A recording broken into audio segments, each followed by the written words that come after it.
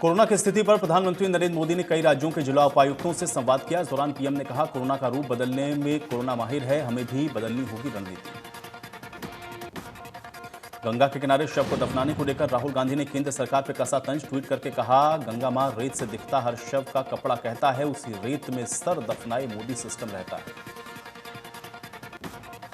महामारी के बीच में एक केंद्र सरकार ने डीएपी फर्टिलाइजर पे सब्सिडी को 140% बढ़ा दिया है। केंद्रीय कृषि मंत्री नरेंद्र सिंह तोमर ने जानकारी देते हुए बताया कि अब डीएपी की खाद की एक बोरी की कीमत 1200 रुपए चुकानी होगी।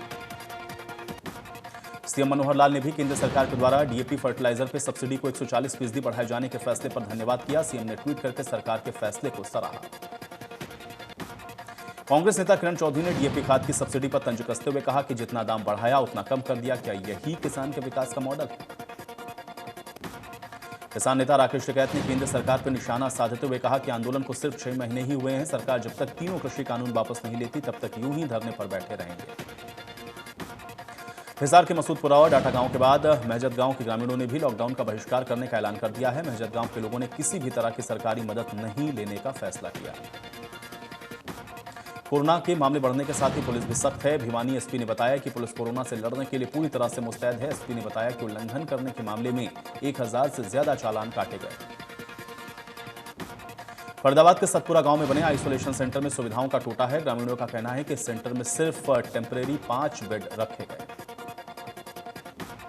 कुरुक्षेत्र पेहुआ उपमंडल के पुराने कपड़े बेचकर आजीविका चलाने वाले लोग इस वक्त भीख मांगकर गुजारा करने पर मजबूर हैं। पीड़ित परिवारों का कहना है कि लॉकडाउन लगने की वजह से उनका काम धंधा बंद हो गया। ब्लैक फंगस के बढ़ते केसों के बीच में राहत की खबर है। फतेहाबाद के नागरिक अस्पताल में ब्लैक फंगस के मरीज का सफल ऑपरेशन किया गया। कोरोना के बाद ब्लैक फंगस का कहर देखने को मिल रहा है। भिवानी में ब्लैक फंगस के 10 केस की पुष्टि हुई है। इनमें से 8 मरीजों की पुष्टि हो चुकी है। सभी मरीजों को रोहतक पीजीआई और अग्रोहा मेडिकल कॉलेज में भर्ती करवाया गया।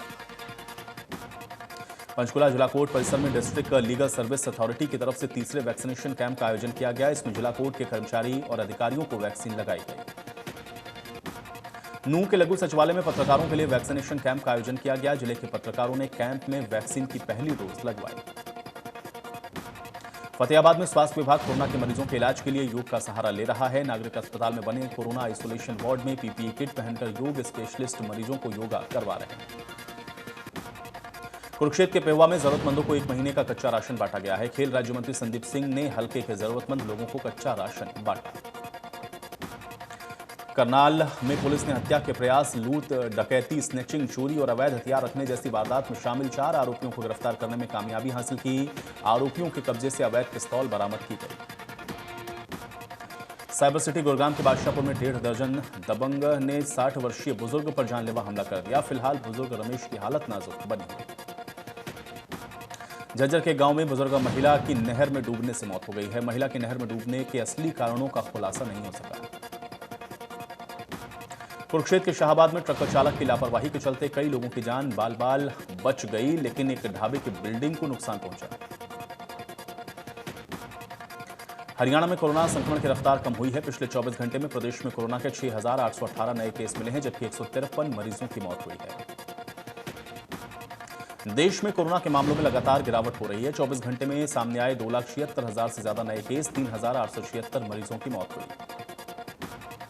दूसरी लहर के बीच में अभी भी देश में एक्टिव केस 31,25,000 से ज्यादा हैं। आंकड़ों के मुताबिक 8 राज्यों में 70% केस सामने आए हैं।